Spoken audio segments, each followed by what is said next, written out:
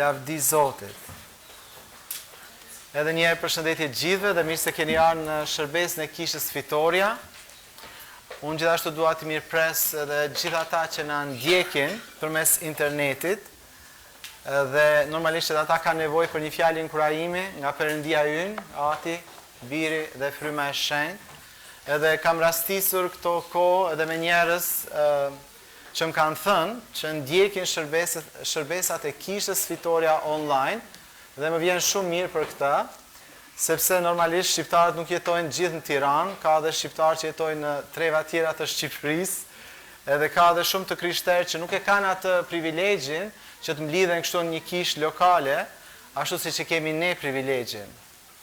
Dhe kemi gjithashtu dhe shqiptarë që jetojnë jashtë shtetit, të cilët po na ndjekin, pra jashtë Shqipërisë, edhe ata kanë nevojë për predikime, kanë nevojë për mësime në gjuhën shqipe të fjalës Perëndis, edhe jam i lumtur që kisha Fitoria mund të plotësoj një pjesë të këtij boshllëku. Unë dua gjithashtu të falenderoj edhe grupin e medias që kanë bërë një punë fantastike deri më sot, edhe jo pas sfidash, ne dua trokitje.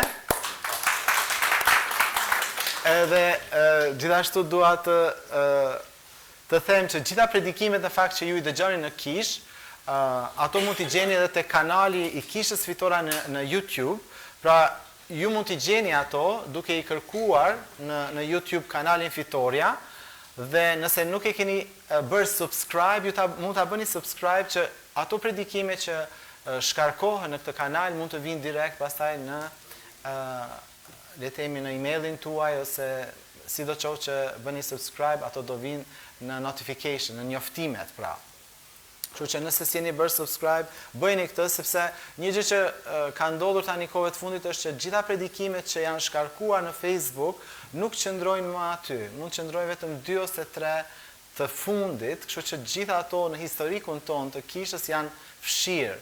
Prandaj, nëse doni dëgjoni një predikim sërish, mund ta dëgjoni në YouTube, sepse ky predikim regjistrohet dhe pastaj shkarkohet dhe ngelet aty. Dhe nganjëherë në fakt mesazhi predikuar duhet dëgjuar sërish, sepse në veçanti kur ne kemi marrë diçka nga një predikim dhe Zoti na ka prekur, është mirë ta dëgjojmë sërish, sepse aty ka një mesazh ekstra për ne. Jo çdo predikim e ka këtë për gjithë secilin prej nesh, por nganjëherë një predikim mund ta dëgjosh disa herë derisa ajo fjalë të bëhet pjesë e jotja. Këtë të njëjtën në kish, ne kishim ditën e lutjes dhe agjerimit dhe ishte vërtet një kohë e bekuar në lutje dhe u gëzova që pash shumë prej jush në lutje atë ditë. Për mua është një inkurajim kur shikoj besimtarët që i kushtojnë kujdes lutjes përbashkët, dhe unë nuk e di jetën tuaj të lutjes në shtëpi, por kur unë shikoj se sa rëndësi ka për ju që të luteni dhe lidhemi së bashku për të lutur, atëherë në vërtet zemra ime inkurajohet, sepse ajo çfarë ne mund t'i lëmë të tjerëve si trashëgimi, flas për besimin ton, dhe atyre që do vinë pas nesh, besimtarë të rinj që vinë pas nesh, është në fakt fryma e lutjes dhe ndërmjetësimit, sepse edhe ata të parët na e lanë neve këtë gjë. Ne u ritëm duke kërkuar fjalën e Zotit, duke vazhduar që të lutemi dhe ndërmjetësojmë, apo jo. Kjo ishte ajo që solli një rritje dhe një qëndres në besimin ton, duke i parë ato të parët që luteshin. Kujtimet e mia të para në besim në fakt janë të lidhura me takimin e lutjes në një kish, në një fshat, në një zonë suedise që quhet Värmland, është mesi i Suedisë. Dhe aty në praninë e disa besimtarëve dhe ishte një çift pleq, aty fillova unë rrugtimin tim të jetës së lutjes e ndërmjetësimit dhe aty mësova hapat e parë të mi drejt Perëndis, sepse çfarë lutja bën, lutja të çon drejt Perëndis. Haleluja, të afron me Perëndin. Edhe ty ndoshta duket sikur takimi i lutjes në kish nuk ka aq rëndësi dhe mendon që ndoshta takimi i lutjes është vetëm për disa të krishterë që dinë të luten. Po kjo në fakt është shumë larg nga e vërteta, sepse lutja e përbashkët në kish është motori i kishës. Dhe pa motor asnjë makinë nuk mund të ecë përpara. Dhe pa lutje asnjë kish nuk mund të ecë përpara. Dhe pa lutje personale asnjë prej nesh nuk mund të ecim përpara në Zotin, sepse lutja në fakt është motori i jetës me Perëndin. Ai çifti moshuar që më drejtoi në lutje fillimisht, quhej Gunde dhe Greta. Këto ishin një çift suedez dhe ata vërtet ishin shumë të përkushtuar ndaj lutjes, edhe nuk mungonin asnjëherë shërbesin e lutjes, edhe pse ishin në moshën e thyer tashmë, por gjithmonë ishin aty. Ti ndoshta mund thuash pastor, ndoshta edhe unë kur plakem si ata do shkoj në lutje në kish, por historia e tyre nuk ishte e tillë, sepse ata kishin filluar të shkojnë në kish jo në pleqëri, por kur kishin qenë të rinj. Dhe në fakt Gunde, burri, ai kishte qenë një i alkoolizuar dhe kur ai dëgjoi ungjillin e Zotit Jezus Krisht, ai pranoi lutjen në emrin e Jezusit dhe u çlirua nga fryma e alkoolit. Kështu që nga ajo kohë, ai nuk ju nda Jezusit dhe kishës së tij. Pra ishte një përvojë personale e fuqisë çliruese të Jezusit që e solli atë te Jezusi. Amen. Dhe ai asnjëherë nuk u largua. Biles më kujtohet edhe para se të vija në Shqipëri, dëshmia ime, një nga dëshmitë e fundit para sa i shkoj në lavdi, ishte që kishte problem me dëgjimin dhe kishte një aparat dëgjimi që po e mbante dhe një nga ditët Jezusi i shfaqet në ëndër edhe i thot hiqe aparatin e dëgjimin nga veshi. Edhe kur shkon në kish, ai në fakt kishte përjetuar shërim, edhe i tregon gjithë kishës që Jezusi më ka shëruar dhe unë s'kam nevojë më, po ishte në moshën 80 tashmë. Por Zoti kishte bërë mrekulli, kështu që nuk ka, dua të them që nuk ka fund koha e mrekullive, edhe nëse ne plakemi ne mund të përjetojmë prapë mrekulli sepse Jezusi nuk ka mrekullit me moshë. Amen, mund t'i thoni atij që ke afër, nuk janë mrekullit me moshë. Haleluja, pra në çdo moshë, ne mund të përjetojmë mrekullitë e Zotit në çdo moshë. Ti mund të jesh fëmijë, ti mund të jesh adoleshent, ti mund të jesh i rritur, ti mund të jesh i moshuar, por mrekullitë nuk kanë asnjë moshë, nuk kanë asnjë limit në moshë. Edhe këtë e shikojmë edhe në fjalën e Perëndisë që Jezusi bëri mrekulli tek çdo gjenerat. Ai ringjalli fëmijët, amen, shëroi fëmijët, shëroi njerëzit edhe të rriturit apo jo, shëroi çdo lloj njeriu. Haleluja. Dhe Biblia thotë që Jezusi ka bërë aq shumë mrekulli sa që gjithë librat e botës nuk mund të regjistronin sa shumë mrekulli ai ka bërë. Por Biblia ka mjaftuar mrekulli për ne që të rritemi në besim dhe të besojmë Perëndisë për mrekullinë tonë, ose mrekullitë tona, pavarësisht disa prej nesh kemi më shumë nevojë për shumë mrekulli, disa për më pak, por s'ka rëndësi se Zoti nuk i shteron asnjëherë hiri, dashuria, kujdesi, mrekullitë nuk i shterojnë. Te Luka kapitulli 18 38 dhe në vargun 43 është një situatë ku tregon pikërisht për këtë se si fuqia e Zotit çlirohet në jetën e një personi i cili vjen dhe afrohet Jezusit.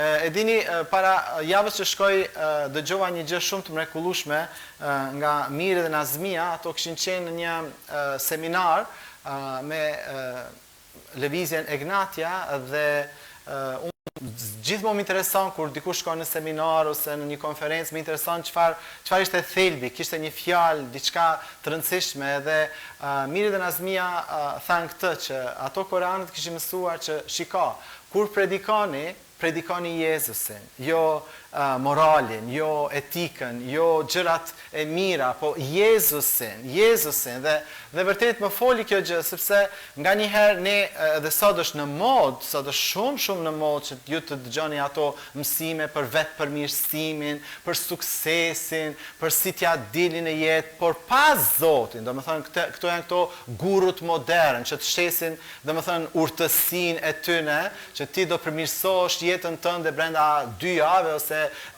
5 seanca dhe jeta jote do bëhet wow, fush me lule. Dhe ne dim që pa Jezusin nuk ka as fush as lule. Amen? Pa Jezusin jemi në rrugë për shkatrim. Sa do ti ta lustrosh, e keni parasysh si tha Jezusi, tha ju i zbukuroni valet, po brenda janë me eshtrat vdekurish, ja kështu janë edhe njerëzit pa Krishtin. Mund të zbukurohen, mund të lyhen, mund të vishen, po brenda janë plotësisht bosh. Kështu që kur ajo Nazmia bashkë me Mirin thanë atë, thash po, haleluja Zot, çfarë rikujtese që neve jemi thirrur të predikojmë Krishtin, kush Krishti është dhe çfarë Krishti bën. Jo thjesht moralin, jo thjesht vepra të mira, edhe pse çdo njeri patjetër është i thirrur për të bërë vepra të mira, por ajo e gjitha buron nga Krishti, nuk buron thjesht nga një teologji e thatë, po nga marrëdhënia që ne kemi me Krishtin vetë, dhe marrëdhënia që ju keni me Krishtin e ringjallur, kjo është ajo që bën gjithë ndryshimin. Feja nuk të shpëton, ardha në kish nuk të shpëton, veprat e mira nuk na shpëtojnë, është Krishti që na shpëton. Edhe është marrëdhënia jonë drejt për drejt me Perëndin që bën gjithë ndryshimin që ti ke nevojë në jetën tënde dhe unë kam nevojë. Dhe Biblia thot te Luka 18 kështu, te vargu 35, ndërsa Jezusi po i afroi Jerikos, një i verbër ishte i ulur përgjatë rrugës dhe po lypte. Dhe kur dëgjoi se po kalonte turma, pyeti çfarë ishte. Ju përgjigjen se po kalonte Jezusi nga Nazareti. Atëra i bërtiti duke thënë: "O Jezus, biri i Davidit, ki mëshirë për mua." Pra është një thirrje dëshpëruese. Është një thirrje që nëse ne do ishim aty, patjetër që do të na kishte prekur, thjesht klithma e këtij njeriu do të na kishte prekur. Jo vetëm zëri, po ajo çfarë doli nga zëri i tij, shpirti i tij doli përmes zërit të tij.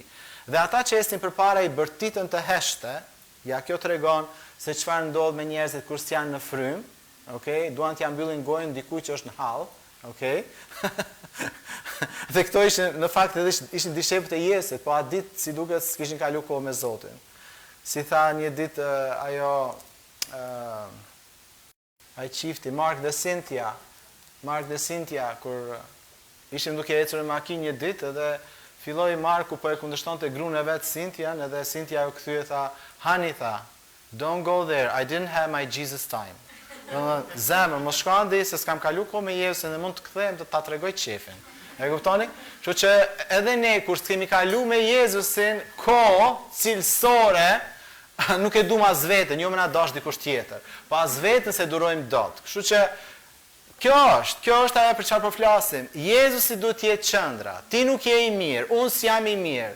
Po kur Jezusi është qendra, ne automatikisht fillojmë përmirësohemi. Prap nuk bëhemi të mirë, po për shkak se kemi nejt me dikë që është i mirë, aleluja, amen, fillon ajo mirësia e tij na ngjitet neve, po jo që ne jemi të mirë, mos harroni këtë. Nuk jeni të mirë, as unë jam i mirë, po për shkak se rrim me atë që është mirësia vet, na ngjitet kjo mirësia, aleluja.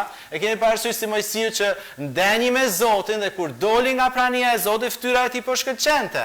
Po nuk ishte që ai kishte dritën, ai nejte me dritën dhe drita ju ngjit, haleluja, amen. Kështu që edhe ne kur rrim me Krishtin, na ngjiten gjitha të mirat që Krishti ka. Por ju siguroj që një ditë të rini pa Krishtin, do kthehet personi juaj i vjetër, do shfaqat natyrën e gërësie, dhe nuk do ta doni as veten dhe as të tjerët. Kështu që unë nuk shikoj asnjë shpëtim jashtë Krishtit. Edhe kam 31 vjet që besoj, më shumë kam vite që besoj, po e di që një ditë pa Krishtin mund të kthehem krejt mrapa, nuk është që ka diçka të mirë në mua. Ashtu thot edhe vet Pali. Nëse Pali ka thonë në mua s'ka asgjë të mirë, edhe Tomori thot edhe më shumë. Ashtu. Haleluja. Se mos mendoni jeni të mirë. Okej. O Jezus, tha, biri David, ki mëshirë për mua. Ata që esin përpara i bërtin të heshte, por ai bërtiste edhe më fort. O biri Davidit, ki mëshirë për mua. Atëherë Jezus i ndaloi dhe urdhëroi t'i asillnin, dhe kur ai u afrua, e pyeti duke thënë: "Çfarë dëshiron të bëj për ty?" Çfarë dëshiron të bëj për ty? Dhe ai tha: "Zot, të rimar dritën e syve." Ne kemi dëgjuar këtë histori, e kemi lexuar disa herë, shpesh herë kemi lexuar këtë histori, por ajo çfarë duket më e çuditshmja në gjithë këtë është që Jezusi i bën një pyetje.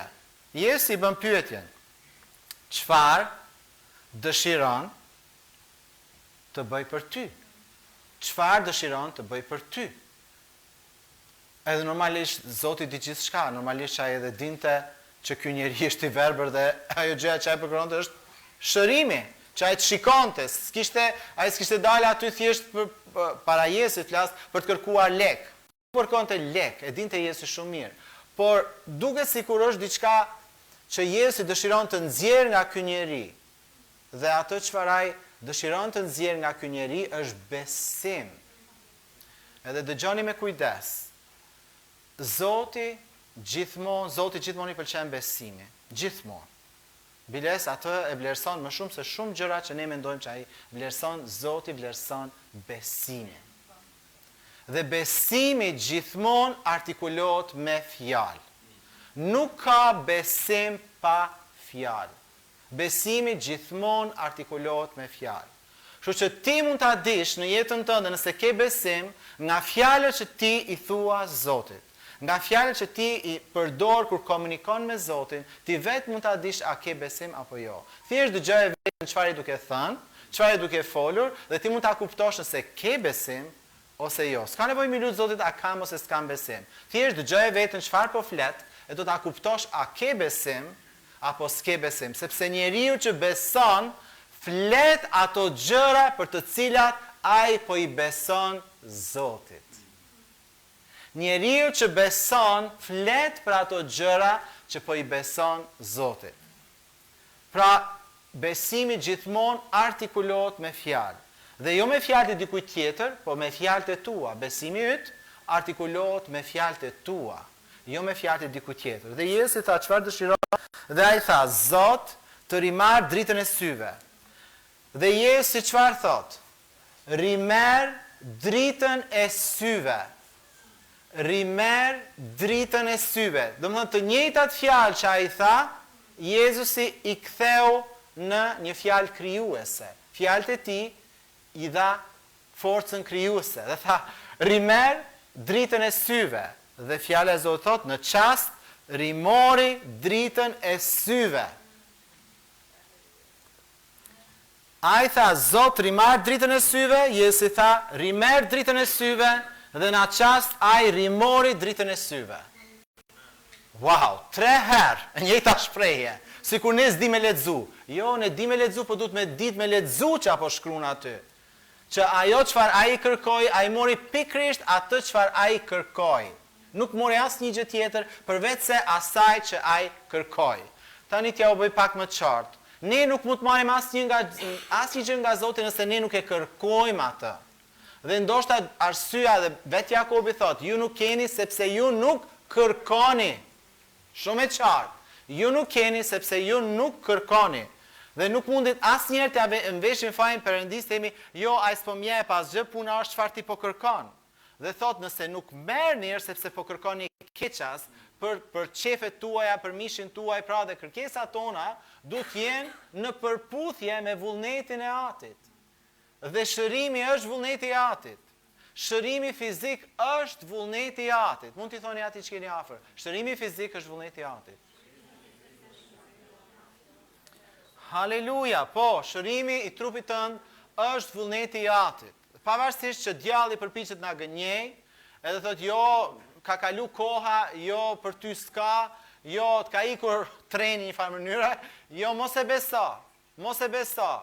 Nëse ti vuan nga një smundje, nëse ti ke problem me trupin tënd, pavarësisht a ke 1 vit besimtar apo 5 vjet besimtar, s'ka rëndësi sa vite ke në Zotin, ti ke drejtën ti lutesh Perëndis dhe të besosh për shërimin tënd fizik, sepse ne le të themi mund të jemi mirë për 5 vjet, pas vitin e 6 mund të smuremi nga diçka, e kjo nuk do thot, po Zoti ka ruaj tani vazhdo dhe vuj si gjithë bota. Jo, nuk do thot këtë. Nëse e smur vitin e 6, ti mund t'i lutesh Perëndis Zot, të falenderoj për shërimin që ti ke paguar për mua dhe çfarë do qoftë sëmundja, çfarë organi, qofta e smundje, ti mund t'i lutesh Zotit që ta largoj atë smundje në emrin e Jezusit dhe të jesh specifik si ky njeriu që ishte specifik me sytë e tij, ti mund të jesh specifik me trupin tënd. S'ka rëndësi se ku është dhimbja, s'ka rëndësi se çfarë është diagnoza e smundjes, ti duhet ta marrësh me besim atë diagnozë dhe të shkosh te Zoti me të thosh Zot, unë e shikoj që kjo është diagnoza e mjekut, por unë besoj që ti shëron edhe nga kjo gjë. Ti ende bën mrekulli. Haleluja. Haleluja. Do doja që të kishte një amen më të mirë, po pra ashtu si ky njeri edhe ne ndoshta jemi duke I kërkuar ndihmë Jezusit. Por ndoshta ne jemi duke u lutur në këtë mënyrë që kemi lutje të përgjithshme. O Zot, si ky, që o Zot ki mëshirë për mua. Dhe lutjet tona janë, domethënë, le të themi, o Zot, ki mëshirë për familjen time. O Zot, ndihmoje gruan time, burrin tim, fëmijën tim ose fëmijët e mi. o Zot, ndihmoj mamin tim, o Zot, ndihmoj babin e tjerë. Pra lutja është pak sa e përgjithshme dhe ne nuk e dimë nëse ndodh diçka, për shembull, nëse a do t'japim lavdi Perëndisë sepse lutja është specifike, kështu që edhe mund të ndodhë diçka, edhe s'mund të ndodhë diçka, edhe s'ke se si t'japësh lavdi se s'është specifike dhe nuk ka një përgjigje specifike. Dhe mendoj që një nga arsyet pse lutemi kështu, pra me lutje të përgjithshme, është sepse ne mendojmë, hajtë se Zoti e di situatën time, edhe s'kam nevojë t'i specifikoj ndonjë gjë, se Zoti i di gjitha. Por kjo nuk është ajo çfarë ne shikojmë tek ungjit. Lutjet që njerëzit ja bën Zotit Jezus ishin specifike. Dhe pikërisht këtë po mëson edhe Jezusi në këtë pjesë të shkrimit duke thënë çfarë dëshiron të bëj për ty. Pra kur Jezusi thotë çfarë dëshiron të bëj për ty, kjo është një thirrje për ty që të jesh sa më specifik në lutjet që ti po i kërkon Zotit. Ti jesh i saktë në një farë mënyrë çfarë po i kërkon Zotit. Haleluja. Pra 3 herë shikojmë që fjala rimer dritën e syve përmendet. Dhe çfarë thot fjala e Zotit pasi ky njeri mori dritën e syve e ndoqi duke përlëvduar Perëndin. Edhe unë e di që unë po i flas tani besimtarve këtu, nuk po flas njerëzve që zbesojnë te Zoti. Kemi vite që lutemi, por edhe ne arrim në një pikë ku duhet ndoshta bëjmë kualidimin e jetës tonë të lutjes. Duhet bërë akordimi i instrumentit. Nëse mund ta quaj që ne jemi një instrument duart të Zotit, ne duhet her pas here të bëjmë akordimin. Për shembull, kitarja është një instrument shumë i mirë, por kitarja duhet akorduar vazhdimisht, sepse nëse ne do t'i bijem sot dhe nuk është e akorduar, nuk tingëllon mirë, nuk e lëshon zërin siç duhet. Dhe kështu është edhe në jetën tonë, nëse si jemi të akorduar mirë në lutje, edhe ne nuk shlirojmë zërin që duhet para Zotit. Okej? Pianoja që kemi në kish është shumë e bukur, por e dini që edhe pianoja duhet akorduar, ajo ka tinguj, dhe kjo piano që ne kemi në kish është, këtë javë kam kuptuar që është e vitit 1800 e diçka, do thot afërsisht 200 vjet e vjetër, kemi një gjë antike. Por edhe pse është afërsisht 200 vjet ose 150 vjet e vjetër, ajo prap duhet akorduar. Ajo duhet akorduar sepse nuk i lëshon tingujt siç duhet. Lavdi Zotit edhe pse ka kalu afërsisht 200 vjet punon. Haleluja. Dhe këtë javë ne kemi pas një profesionist me pagesë dhe ati u deshën 3 ditë që ta kthente në vete këtë piano, që ajo të mund të përdorej. Nuk e di sa ditë keni nevojë jo, mi u akordu Zoti, që dini të luteni, të ktheni nga lutjet e përgjithshme, po ndoshta duhet me thirrë atë persone, me ardhur me mësim, edhe e ka marrë atë piano, e ka hap, e ka shtri, e ka kthy, edhe Emanueli Ibles e ka ndihmu, domethënë që një person nuk e akordon dot këtë vetëm, duhet të ketë edhe ndihmë fizike. Edhe ju nuk mund të akordoni vetëm, keni nevojë për ndihmë. Dikush duhet ju ndihmoj që të vini në vete, që të akordoni, që të luteni ashtu si Perëndia do. Amen. Haleluja. Pra, kjo piano mund të përdorej, ti mund t'i bie, por kishte një tingull jo të mirë, domethënë nuk shonte tingullin e dur, të dhimbnin veshët. Ndërsa tani nëse i bie dikush, është vërtet e akorduar dhe ke qef ta dëgjosh.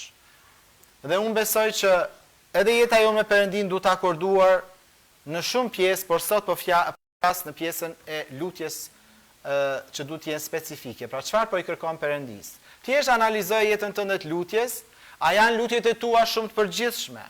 Nëse po, atëherë ti dhe unë nuk do të arrijmë shumë larg me këtë lloj lutje. Shikoni disa nga shembujt në Bibël. Te Mateu 8 vargu 2 deri në 4, thot lebrozi erdhi e adhuroi duke i thënë: "O Zot, po të duash, ti mund të më shërosh." Dhe Jezusi e shtriu dorën e prekur dhe i tha: "Po, unë dua, shërohu."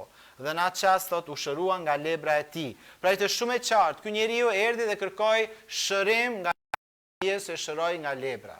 Okej.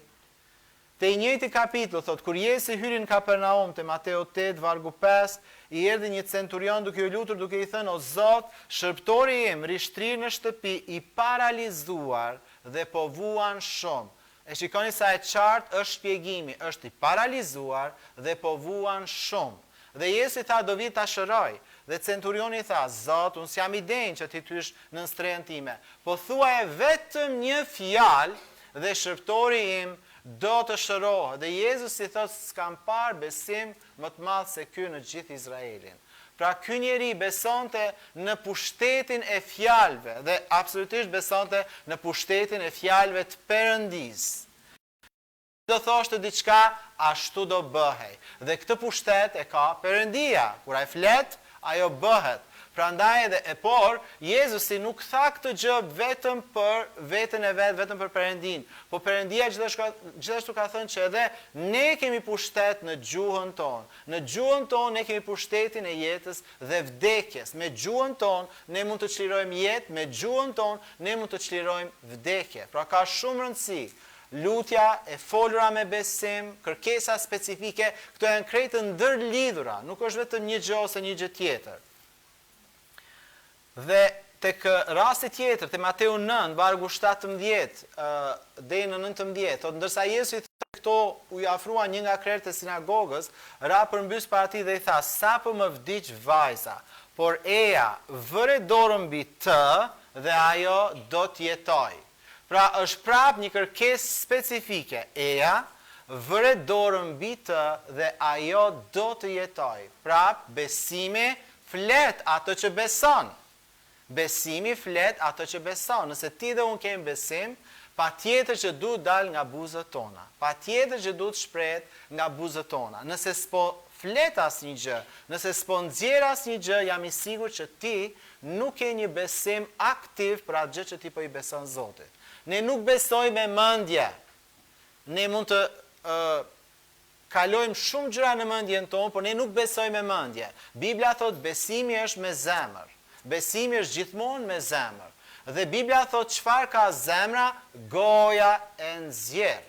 Çfarë ka zemra, goja e nxjerr. Nuk thot çfarë ka mendja, goja e nxjerr, thot çfarë ka zemra, goja e nxjerr. Dhe këto janë ligjet e besimit. Haleluja.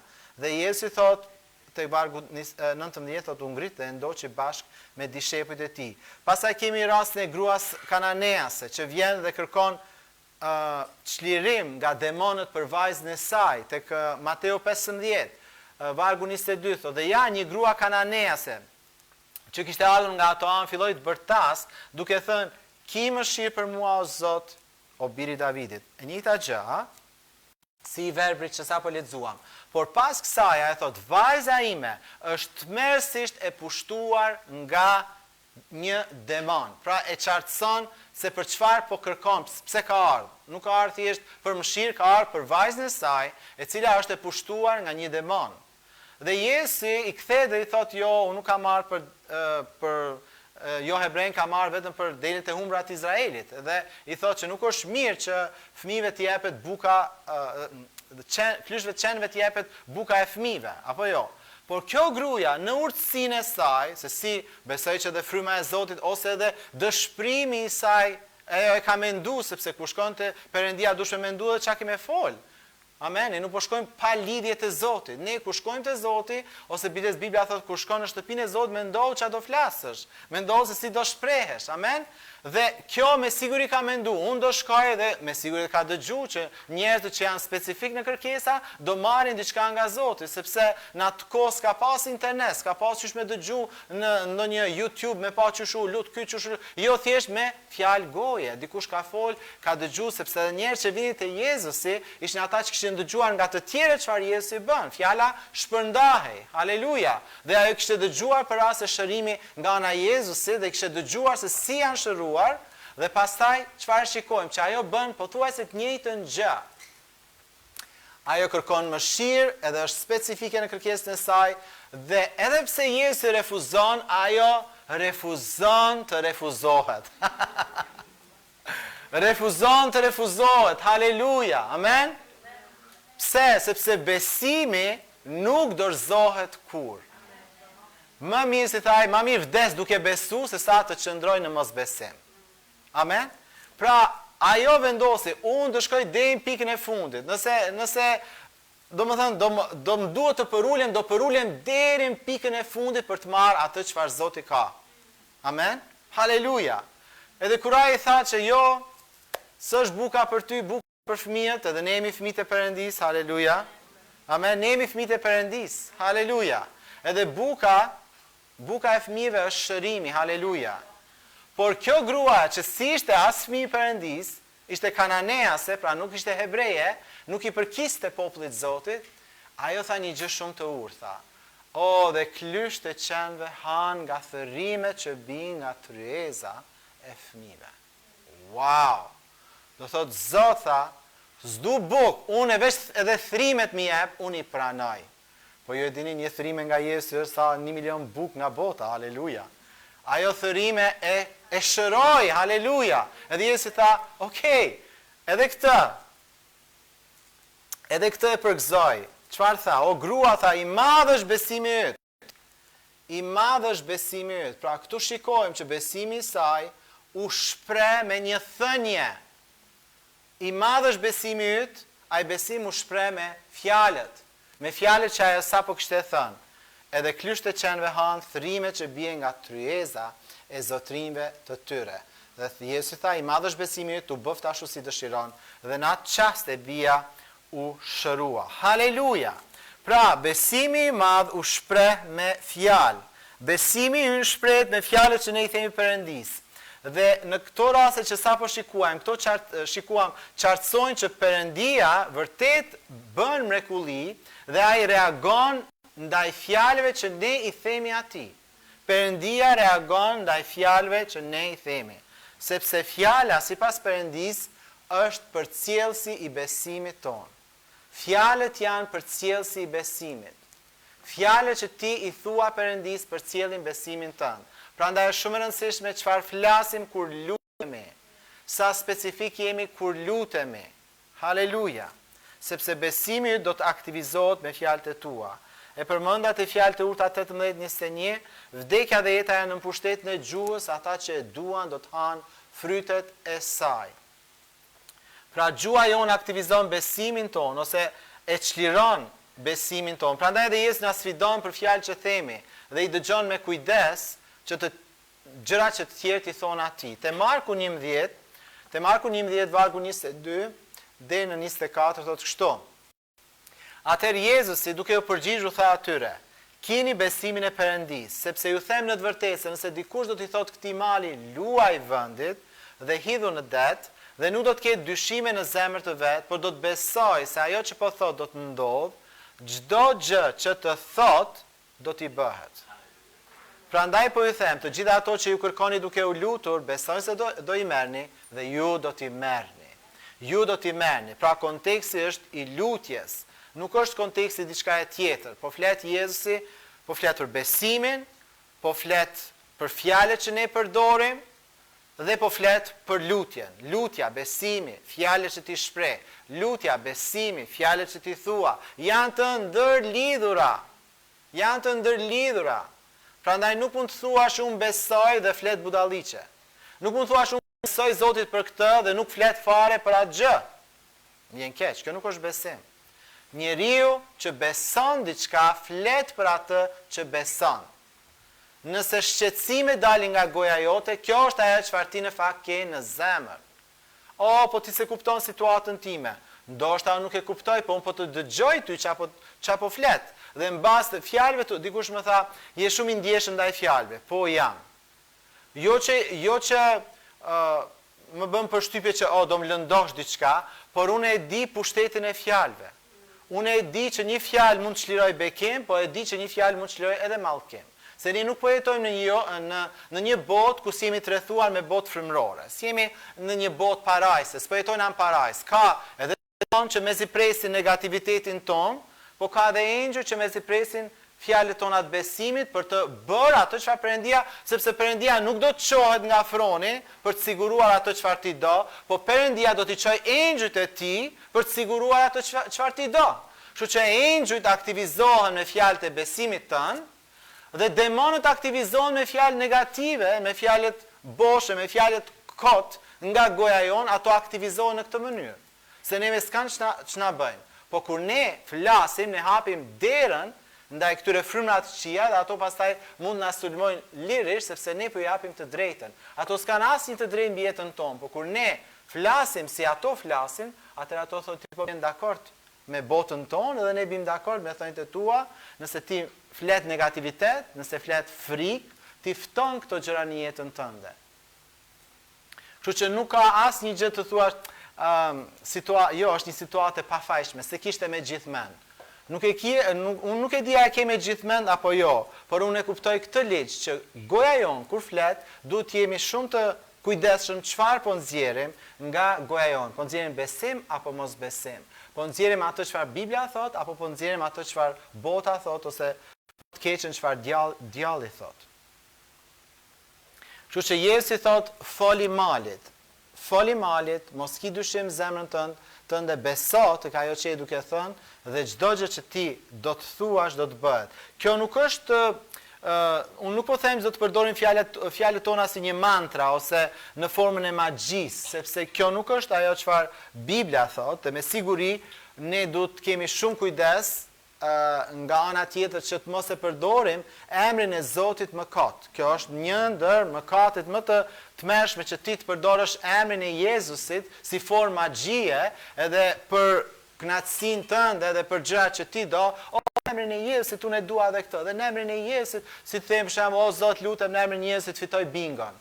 Kjo nuk është një lutje biblike. Domethënë nuk mund të lutesh në këtë mënyrë sepse Perëndia nuk është në sistemin e bigjozit. Haleluja. Ose të futesh në kazino me besim që do fitosh. Domethënë të shkosh në shtëpinë e djallit me besim që djalli do të jap dy diçka. Okej? Nëse je krishter ti duhet lutesh që kazinot të mbyllen.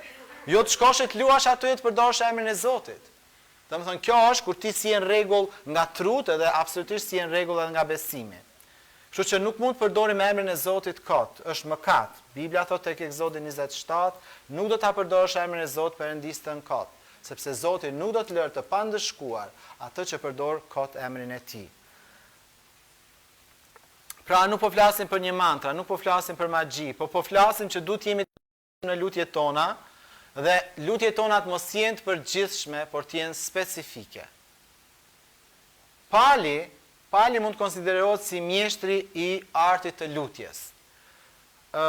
Shikoni thjesht një pjesë të lutjeve të tij. Te 2 Timoteu, Biblia ka Djata e Re ka shumë lutje, edhe Djata e Vjetër ka lutje, ato janë modele. Shikoni se si luten njerëzit, janë vërtet ato janë mënyra se si dhe ne mund të lutemi, por shikoni një lutje te 2 Timoteu 1:3-5. Pali lutet për Timoteun dhe thotë kështu: E falenderoj Perëndin, të cilit i shërbej, sikurse të parët e mi me ndërgjegjë të pastër, se pa pushim të kujtoj në lutjet mia ditë dhe natë. Okej? Edhe shumë prej nesh ne jemi në pjesën e parë, ne lutemi ditën, natën harrojmë, mu lut, nuk jemi në sistemin ditë dhe natë. Ne mund të jemi ditë, disa janë as për ditë, janë një herë në javë. Por ky është një person që është i përkushtuar, thotë unë lutem për ty Timotej ditë dhe natë. Të kujtoj në lutjet e mia. Dhe kur kujtoj lotët e tu, kam shumë mall të shoh, të mbushem me gëzim, sepse kujtoj besimin e sinqert që është në ty, i cili më parë ishte te gjyshja jote Loide, te nëna jote Unike dhe jam i bindur se është edhe te ti. Pra, kjo pjesë e lutjes tregon se çfarë do thotë të lutesh në mënyrë specifike. Ti lutesh për një person ditë dhe natë. Ti lutesh për një person duke e ditur kush është mamaja e këtij personi, kush është gjyshja e këtij personi. Ti din shumë më tepër, domethënë është një lutje që ka të bëjë me diçka konkrete, me një person konkret. Jo në thjesht në përgjithësi, o Zot lutem për Shqipërinë. Po, Shqipëria është shumë e madhe, ka shumë probleme, është më mirë më lut për diçka specifike, për një gjë të caktuar, sepse nëse vetëm hedh shigjeta dhe si e duke synuar në një vend se din kura ke goditur në shenjë.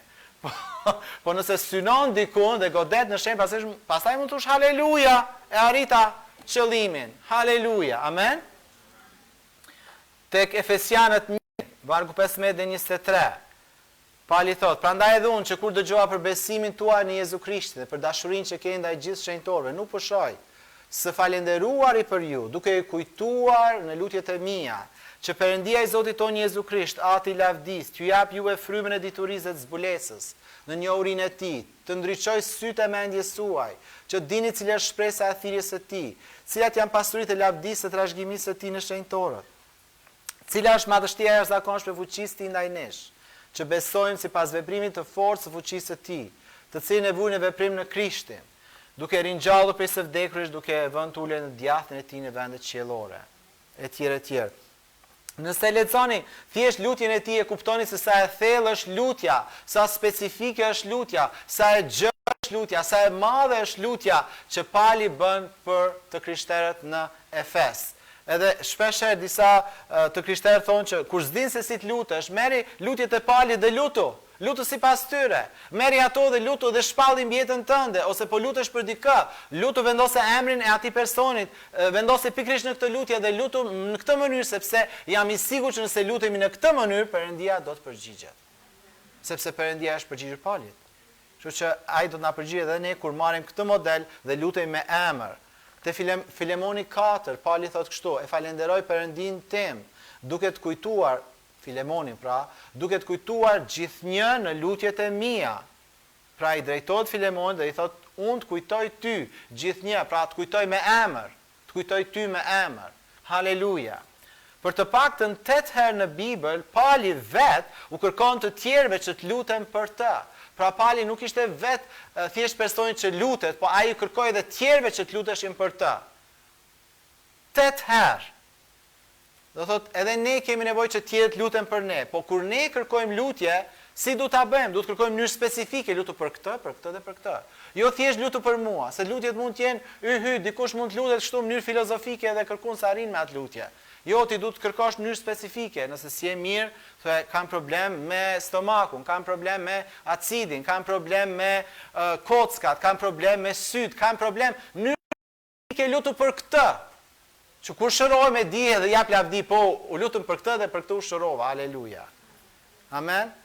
Ose nga njëherë, nga që kemi shumë vite në kish, nga njëherë kur i pyet njerëz për çfarë mund të lutem për ty, lutu, çfarë thot Zoti lutu. Ku e di mu çfarë më thot Zoti, unë nuk jam tërkohën i lidhur me një kanal direkt me Perëndin që të mendoj se çfarë nevoje ke ti ose nevoja ka, çdo njeri ka lloj nevojash. Nëse do diçka specifike, kur dikush që thot lutu, çfarë dush ti, çfarë thot Zoti ose diçka, merri ca vazhdim nga Bibla thotë, këto njerëz kur u lutën Jezusi tha çfarë dëshiron.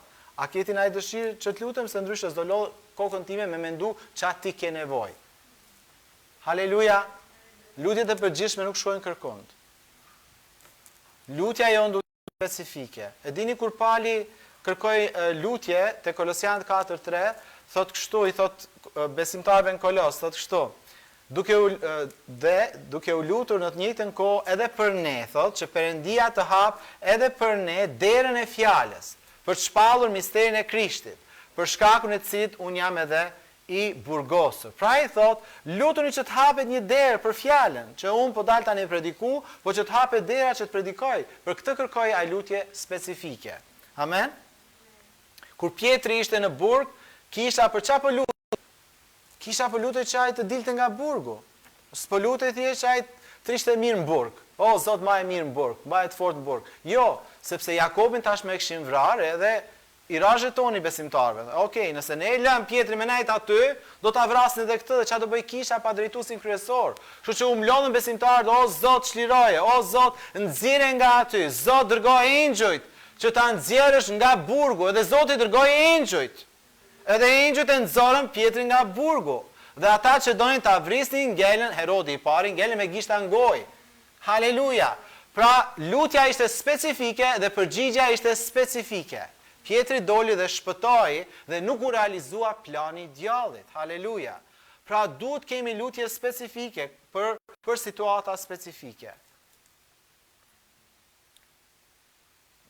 Ndoshta ti mund të jesh tani, këto lutje specifike janë në nivelin e frymëror ku ti je. Për shembull, kur isha besimtar i ri, më kujtohet lutja ime specifike ka qenë për një valixhe me rrota, nga ato plastike me dry që kishin një lloj dryri vet me Chelsea ishin. Po flasim para 30 vjetëve, të lutesh për një gjë të mrekullisë, sot ka sa dush te kinezi. Po në atë kohë s'kishte.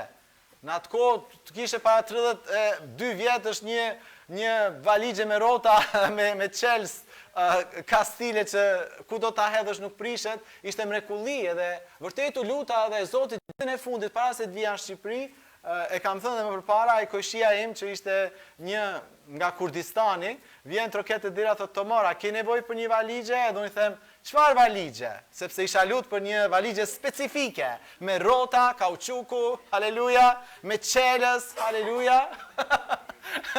Edhe ai tha, është me rrota, është me çelës, edhe unë tik tik tik. Besimi im kishte arritur qëllimin e vet, po isha në nivel fillestar unë. Amen. Kjo ishte niveli fillestar, valigja me rrota. Tash ti mund t'jesh në atë nivel fillestar që po i kërkon diçka praktike, diçka shumë të thjeshtë Zotit, edhe Zoti dëshiron të plotësoj në mënyrë praktike atë çfarë ti po beson. Po nëse je nivelin mësuar që po i lutesh Zotit u martu me një person të bekum, ajo është diçka tjetër pastaj. Nuk është edhe te personi i dur ishin vetëm 2 tik. Se mos u mendoni që pastori kishte listën e gjatë për gruan. Jo. Lista ime për personin e jetës ishte kështu. Zot, sill një person që të do ty shumë dhe do më doj mua. Amen. Edhe Zoti e solli, haleluja. Amen. Ose ka normalisht lutje të avancuara ku ti po lutesh që të zbulosh dhuntin që ke. Kjo është një lutje avancuar, që ti do po lutesh për dhuntin, që do të zbuloj çfarë dhuntie të ka dhënë, se nga njëherë ne nuk e dim vetvetiu, por Zoti na jep zbules. Ose gjesh vendin e misionit, ku Zoti ka thirrë, për shembull që Zoti më thirrje të vija në Shqipëri. Kjo nuk është si valigja me 4 rrota, kjo është të ndryshosh destinacion, të shkosh një vend ku s'ke qenë asnjëherë. Ti përkushtohesh Zotit. Këto janë lutje edhe më specifike. Po nëse ti e kërkon, Zoti e përgjigjen specifike. Nuk thot Zoti, për shembull, Zot, ku do shkoj mision dhe Zoti thot shko ku dush. Jo. Kështu Zoti nuk flet. Zoti do thot do shkosh në këtë vend, do shkosh te ky popull. Dhe më kujtohet një herë në një profeci Zoti më tha, unë kam krijuar ty për këtë popull. Haleluja. Thash, haleluja Zot. Se nga njerë ti mendon që si e në vend në du, Zoti t'inkuran thot, jo, të kam kriju ka stile për këtë vend. Haleluja. Amen? Haleluja. Kështu që lutja ka nivele të ndryshme, por asnjëherë mos pushoni së qeni specifik. Ndoshta sot keni nevojë të akordoni jetën tuaj të lutjes. Ndoshta keni nevojë që fryma e shenjtë vërgishtin te lutjet tuaja dhe aty t'ju korrigjoj. Dhe ndoshta po ju thot, je shumë i përgjithshëm lutjet e tua. Sa që edhe me kon Zoti aty me të shkun pa, se din as çaj të i lut. Ke kalu domethënë në një lloj fetarizmi që s'ke as nuk shikon rezultate, se i hutum në jetën tënde të lutjes. Ndoshta arsyeja pse nuk e kemi parë dorën e Zotit në jetën tonë është sepse nuk kemi kërkuar në mënyrë specifike të ndërhyrë në një gjë të caktuar të jetës sonë ose të familjes sonë. Po, edhe kjo mund të jetë arsyeja pse s'po e shohim Zotin, se s'po lutem në mënyrë specifike. Zot, çliroje këtë person nga kjo gjë. Mos i vini lustër lutjeve. Jini specifik. Nëse shikoni diçka në frym që është nga i ligu në emrin e Jezusit, të urdhëroj Satan hiqi duart nga ky person, hiqi duart nga kjo situatë. Sa më specifike, aq më mirë, sepse edhe engjëjt do dinë të orientohen. Se kur jeni të përgjithshëm edhe i çorientoni edhe engjëjt. S'din as ku kanë me shku se lutjet tuaja s'ka drejtimi. Pra edhe një herë, kjo nuk është formulë, është thjesht modeli që Biblia na shfaq. Jezusi po thot, çfarë dëshiron të bëj për ty? Ti duhet t'i japësh një material që ai mund të punojë mrekullin për ty. Fjalët e tua janë këto bloqet e ndërtimit. Fjalët e tua janë fara që mbillet dhe jep frytin sipas llojit të saj. Perëndia do të bëjë një akordim të jetës tonë të lutjes, duke na kthjelluar dhe duke na pyetur çfarë dëshiron të bëj për ty. Jo çka ke dëshiruar para 10 vjetëve, sot çfarë dëshiron që unë të bëj për ty, sepse lutja për një krishter është frymarrje. Jeta e dishepullit të Krishtit është mbuluar me lutje. Nuk ka jetë tjetër për një dishepull të Krishtit, përveç se jeta e mbuluar me lutje. Por duhet jemi specifik. Edhe engjëjt e shenjtë i mbështesin lutjet specifike të dishepujve. E dini kur Danieli u lut, engjëlli erdhi si përgjigje e lutjeve të tij. Edhe i tha bile sa ditë ke që po lutesh, edhe i tha që unë kam qenë në luftë me frymrat e tjera, edhe Mikaeli më erdhi, engjëlli më erdhi në ndihmë, do ai po i tregonte botën frymërore, por lutjet e Danielit ishin specifike. Pra është e rëndësishme për jetën tonë frymërore të rishikojmë lutjet tona. Nganjëherë ne mund të ngecim lutje, sepse kemi kaluar në ritual fetar, dhe e lutjes ndoshta është bërë e mërzitshme, dhe kjo mund të ndodhë, edhe këtu pastaj hyn në punë pendesa dhe ripërtrirja në Zotin. Ne i kërkojmë Zotit që të ripërtri jetën tonë të lutjes. Dhe sa herë që kjo ndodh, lutjet tona sërish fillojnë të jenë më specifike. Kur ti përjeton një ripërtrirje, lutjet fillojnë të bëhen më specifike, më të qarta, godasin në shënjestër, janë lutje profetike, janë lutje me zbulesa, janë lutje me fjalë njohurie, janë lutje me fjalë diturie, janë lutje me dallim në frymë, dhe ne duhet lutemi vërtet për ripërtrirje të jetës sonë, lutje sot. Sot ne duhet lutemi për këtë, sepse her pas here kjo duhet të ndodhë në jetën tonë. Ne duhet të riakordojmë në frymë që lutjet tona mos jenë fetare, haleluja, edhe mendoj që sot është dita e ripërtrirjes në kish këtu te ne, është një ditë ripërtrirje për pjesën e lutjes, dhe nëse nuk është për ty, nëse lutjet tua janë të akorduara nga qielli, atëherë lavdi Perëndis. Por për ne të tjerët, unë besoj që le të ngrihemi në këmbë, le të lutemi Atit që të ripërtri jetën tonë të lutjes tani. Le të na akordoj vetë fryma e shenjtë në ato pika ku neve thjesht po bëjmë ca rrite fetare në lutje dhe nuk jemi fare të kyçur në botën frymërore dhe nuk po e dëgjojmë fare frymën e shenjtë që na thotë hey, lutu për këtë në mënyrë specifike, po jo përgjithshme. Kështu që le të ngrejmë zërat tanë para Zotit tani, le të kërkojmë Perëndis në emrin e Jezusit që të na akordoj të ripërtri jetën tonë të lutjes, që lutjet tona të kalojnë nga fetarizmi në realitet, që të jenë lutje të cilat vërtet prekin qiellin, lutje që prekin botën qiellore dhe lëvizin gjërat dhe lëvizin engjëjt e Perëndis për favorin tonë. Haleluja. Haleluja, se cili let lutet për ripërtrirje në emrin e Jezusit. Zot, ne lutem për ripërtrirje në jetën tonë të lutjes. Zot, ti e di, o Zot, ti e di se ku jemi. A jemi bërë fetar, a jemi bërë njerëz që vetëm përsëritim si ato farisejnë që mendonin që me përsëritjen e tyre të kohë do bënin diçka nga Zoti, ose i bënin lutjet super të gjata, o Zot, se mendonin se kështu do mund të bënin ty përshtypje dhe s'kishin fare lidhje me qiellin.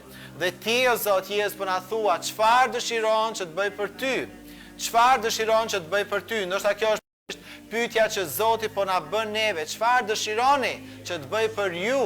Si individ, si familje, si kish, bëuni specifik. Flisni në mënyrë specifike drejt Perëndis, e kërkoni në mënyrë specifike gjëra që ju dëshironi të shikoni, të ndryshojnë jetën tuaj, të ndryshojnë në jetën tuaj të lutjes, të ndryshojnë në familjen tuaj, të ndryshojnë në kishën tuaj, haleluja. Zot faleminderit që vepron tani me frymën të shenjtë. Zot faleminderit që ripërtrin jetën e lutjes të gjithë secili prej nesh. Zot faleminderit që na çliron nga lutjet fetare. Na çliron nga lutjet fetare, nga lutjet që zgodasin askund, o Zot, nga lutjet që janë të përgjithshme, nga lutjet që s'kan asgjë në fokus. Zot, na çliron nga lutjet fetare në emrin e Jezusit. Bëj një punë të re në zemrat tona. Akordoj zemrat tona që çlirojnë tingullin e besimit, që çlirojnë tingullin qiellor. Haleluja. Ashtu si kjo piano, Zot, u desh 3 ditë për ta akorduar, për ta sjellë në vete. Zot, bëje punën tënde në ne. Le të marri sa ditë të duhet, Zot, bëje ti punën në ne, o Zot. Na shkund, o Zot, nga fetarizmi, o Zot.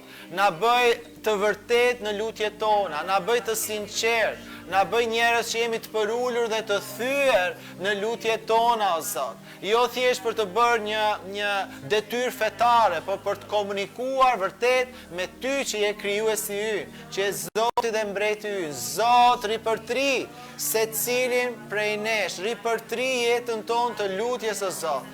Ripërtri, na zgjo në frym, na zgjo që t'jemi vërtet, o Zot, një me Ty, o Zot, një me frymën tënde, një në botën e lutjes me Ty, o Zot. Haleluja, haleluja, faleminderit frymë e shenjtë për punën ripërtrirëse të gjithë secili, të çdo besimtar, veçanti ata që janë ftohur dhe bëjnë thjesht sa lutje koti, o Zot, sa për ta kryer detyrën. Zot, ndihmoj këta besimtar në emrin e Jezusit. Zot, çliroj këta besimtar nga fetarizmi dhe jep, o Zot, realitet. Jepi, o Zot, realitet në emrin e Jezusit. Rebo shokodara la mase, o rabakatayara la masea.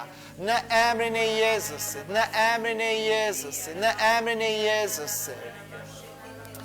Në emrin e Jezusit kundërshtojmë çfarë do lloj fryme fetare, fryme e gënjeshtrës që na gënjen të bëjmë thjesht rritin e lutjes, na gënjen që të lutemi kot, me lutje përmendësh, në emrin e Jezusit, në emrin e Jezusit kundërshtojmë të frymra fetare në emrin e Jezusit, që na pengojnë të kemi një marrëdhënie të gjallë me Krishtin e ringjallur. Haleluja, Zot.